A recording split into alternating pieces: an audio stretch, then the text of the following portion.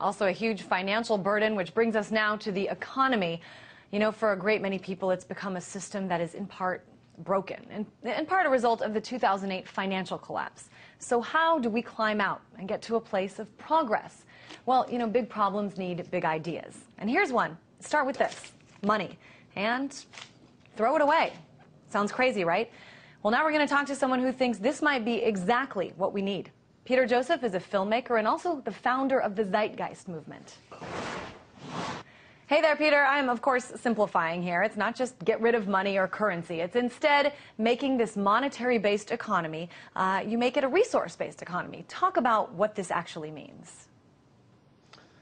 Well, actually, you're half right. A resource-based economy explicitly does want to remove the actual mechanics of exchange and the market system itself, as radical as that may seem to most. You have to understand, first of all, that the problems we're seeing in the world is not the result of some bad policy or some legislation or some inflationary cycle, boom and bust phenomenon that we're typically taught in traditional economics. The very foundation of the economic structure is intrinsically flawed. We create money out of debt.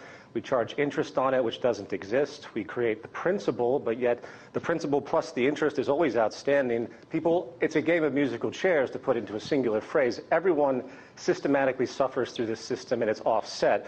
So when you hear about debt collapse, sovereign debt defaults, these are inevitabilities of the system. They're not based on just someone's rogue policy or some flagrant activity of the stock market and derivatives. Granted, those are very important attributes of it. But my point in my work with the movement is that the system is intrinsically, inherently flawed.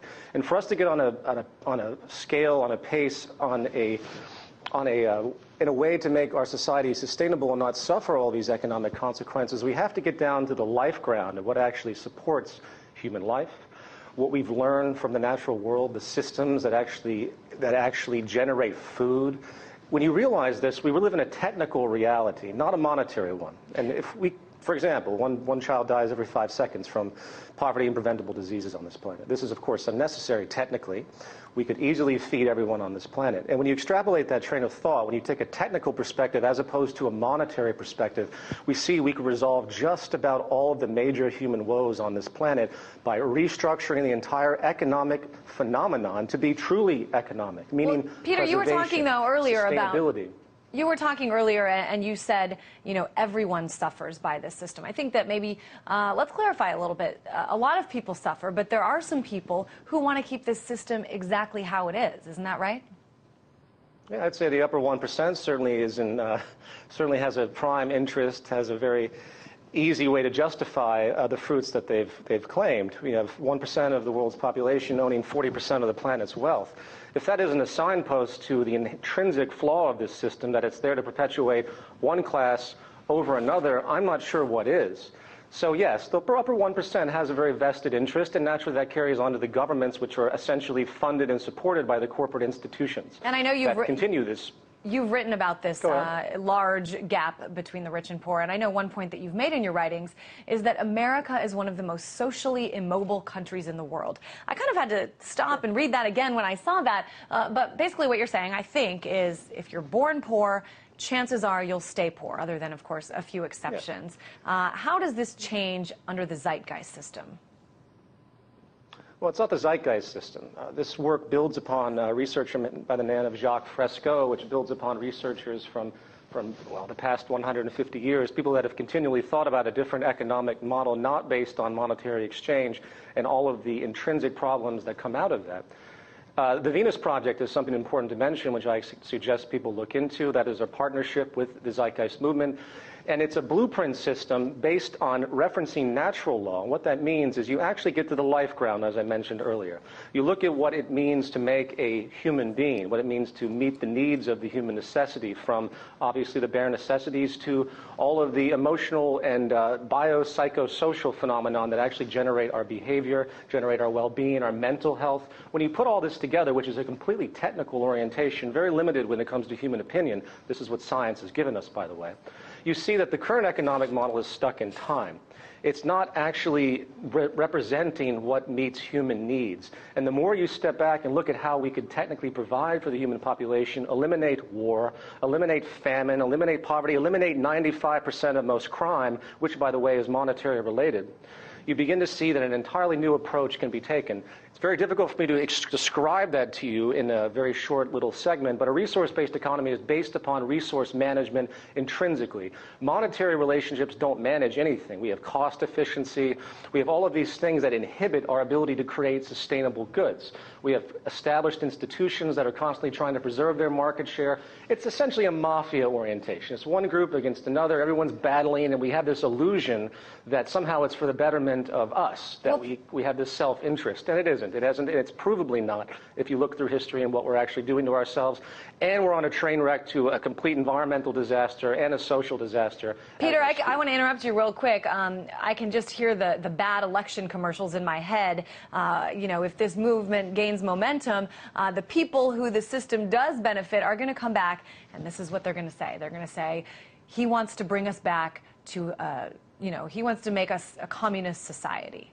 What do you say to that? Of course, yeah. Well, that's all they know. Well, that's all they know. That's their entire frame of reference. You see, the propaganda of the West and the free market, or the free-for-all market, as I call it, is to constantly orient back to these old structures that were based on autocratic dictatorship with no real communist attribute to it all. A true communist idea is a family, you know, something I think we all can relate to. We are about intelligent resource management, learning about how to take care of ourselves technically, and creating a ground-up system that does that. And the only way you can do that is by the elimination of this supposed self-interest intrinsic attribute of our system that we think is natural. Obviously, we all have self-interest, but self-interest must become social interest if we expect to survive as a species, very simply. I think one of the questions one of the questions people would have is, under this system, what's the incentive? What's the incentive to contribute more, to try harder, if in the end we're all going to be equals? Well, first of all, no one's just equal in an arbitrary sense. That's a loaded kind of concept. Equal in the ability to get the necessities of life, to get out of the materialism that we have that fuels this conspicuous consumption that's destroying the planet. These values will change. So the incentive will be people actually understanding that when they contribute to society, when they do something real, not work in advertising or the stock market, when they do something and they're educated to actually contribute to society, that's for their own self-betterment themselves. So if I was an inventor, I would invent something not to make money off of it. That's a very sick, distorted idea. I would invent something to better the world, knowing that that would come back to me in my own betterment. So it's a completely different value structure, and the best thing I can relate to you is the idea of a family. The idea of what it means to live in a family and the respect that's mutual in a family, where you're not tipping your mother every time she brings you something at the table. It's an entirely new value system orientation. Unfortunately, we have to undo the tremendous psychological distortion that's been created after, well, more or less centuries of this despotic system that is failing right in front of us and will lead to simply more war, more poverty. So I don't really have to defend it by the fact that all you have to do is watch what's happening right now and what's going to continue to happen if you follow the trends. And just real quick, if you do look around what's happening, especially right now, this is not, I know that your idea and your movement has followers all around the world. More than 200 countries have chapters. Talk about why this is not just a national idea, but kind of an international one.